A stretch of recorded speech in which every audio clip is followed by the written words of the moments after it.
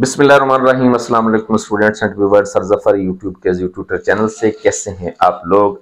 अल्हम्दुलिल्लाह पाकिस्तान से कुछ अच्छी खबरें आ रही हैं और अच्छी खबरें ये हैं कि dear students, stock exchange Pakistan का माशाल्लाह 1 लाख को क्रॉस कर गया है।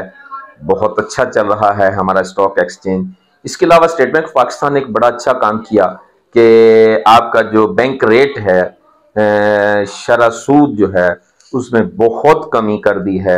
आप जानते हैं कि पाकिस्तान में शरह सूद जो है वो 20% से भी ऊपर चला गया था, अब ये बहुत नीचे आ गया है, इस वक्त 12% पर चल रहा है। तो इंशाअल्लाह ताला अज़ीज़ वक्त आएगा कि ये और नीचे आएगा। दुनिया की यूरोपियन कंट्रीज में, मुख्तलिफ कंट्रीज में चले जाएं तो बैंक रेट जो है वो बहुत ही कम है। कुछ मुल्कों में तो ये सिर्फ 2% और 3% भी है। इससे क्या होता है कि जब आप बैंक रेट बढ़ता है, शरह सूद बढ़ती है। अच्छा ख्याल रखिएगा, मैं पहले आपको यह बताता चला जाऊं कि सूद हराम है, इस्लाम में इसकी कोई गुंजाइश मौजूद नहीं। मैं इसमें कतई कोई दूसरी राय नहीं रखता, मैं सिर्फ एक मालूमाती वीडियो दे रहा हूं। मत समझिएगा कि मैं सूद की हमायत कर रहा हूं। सूद इस्लाम में हराम है।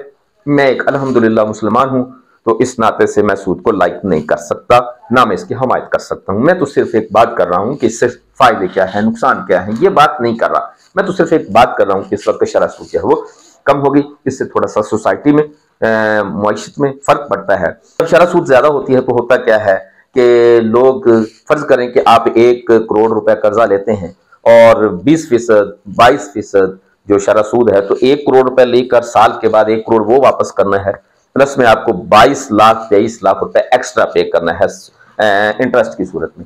लेकिन अगर आप इंटरेस्ट रेट गिरा देते हैं तो फर्ज करें कि ये इंटरेस्ट रेट 5 पर आ जाता है, 5% पर आ जाता है, तो इस वक्त पाकिस्तान में 12% है, तो 5 पर आ जाता है, तो इसका मतलब है कि आप 1 करोड़ रुपया लेंगे बैंक से, साल के बाद 1 करोड़ वो प्लस करेंगे और साथ में वापस करेंगे 5 लाख रुपए। तो जितना ज्यादा एक्स्ट्रा अमाउंट आपको पे करना पड़ता है in the shape of interest, उतना ही हम कर्जा कम लेते हैं। जितना आपको इंटरेस्ट कम पे करना पड़ता है, उतना ही कारोबारी हजरात कर्जा ज्यादा लेते हैं। तो जितना ज्यादा कर्जा लेंगे इन्वेस्टर्स, उतनी ज्यादा इन्वेस्टमेंट करेंगे, और अगर कर्जा थोड़ा लेंगे बैंकों से तो लामहला इन्वेस्टमेंट कम हो जाएगी। तो जब इन्वेस्टमेंट कम हो जाएगी तो फिर इसका मतलब है कि मुल्क में मईशत थोड़ी सी नीचे चली जाती है, और अगर इन्वेस्टमेंट बढ़ जाती है तो इसका मतलब ग्रो करने के चांसेस बढ़ जाते हैं। अच्छा, दूसरी सूरत में यह भी देखा जाता है कि जब इंटरेस्ट रेट बढ़ जाता है, ज्यादा हो जाता है, तो इन्फ्लेशन को कंट्रोल करने के एक तरीके भी शामिल हैं ये। तो इन्फ्लेशन को कंट्रोल करने के लिए भी हम इंटरेस्ट रेट को अप एंड डाउन करते रहते हैं। इस पर हम इंशाल्लाह डिटेल वीडियो कभी फिर बनाएंगे, लेकिन फिल वक्त मैं सिर्फ इतना ही बताना चाहता था कि अच्छी न्यूज़ है कि पाकिस्तान जो है वो ग्रो कर रहा है, स्टॉक एक्सचेंज में भी बेहतर जा रहा है, और शरह सूद भी काफ़ी बेहतर हो गई है।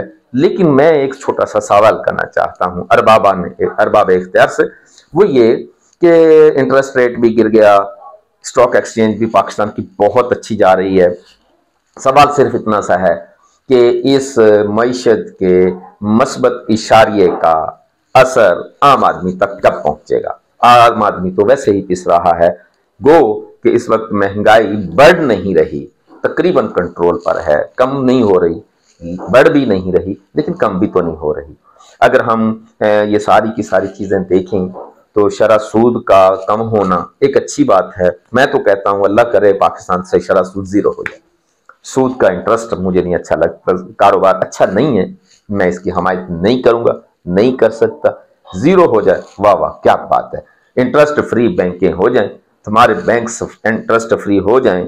कुछ बैंक से ये दावा भी करते हैं, लेकिन मैं कम से कम, मैं अपनी जाती राय है, मेरी जाती राय है कि मैं उसके इंटरेस्ट फ्री इस बिजनेस से मुतमईन नहीं। मैं भी इकोनॉमिक्स का एक स्टूडेंट हूँ, मैं भी बैंकिंग पढ़ाता हूँ, इकोनॉमिक्स पढ़ाता हूँ, लेकिन मैं सेटिस्फाई नहीं हूँ इस बात से। लेकिन बहरहाल बहुत सारे उलमा ने फतवा भी जारी किया हुआ है कि वो इंटरेस्ट फ्री बैंक्स जो है वो सही है, तो फिर सही होंगे। जाहिर है कि फतवा देना मेरा काम नहीं है, मैं तो सिर्फ ये कह रहा हूँ मईशत पर क्या असर पड़ते हैं। तो अल्लाह करे कि ये मईशत के मस्बत इशारिये जो स्टॉक एक्सचेंज की तरफ अच्छी गुड न्यूज़ आ रही हैं, अल्लाह करे कि आम आदमी को भी इसका फायदा होना शुरू हो जाए।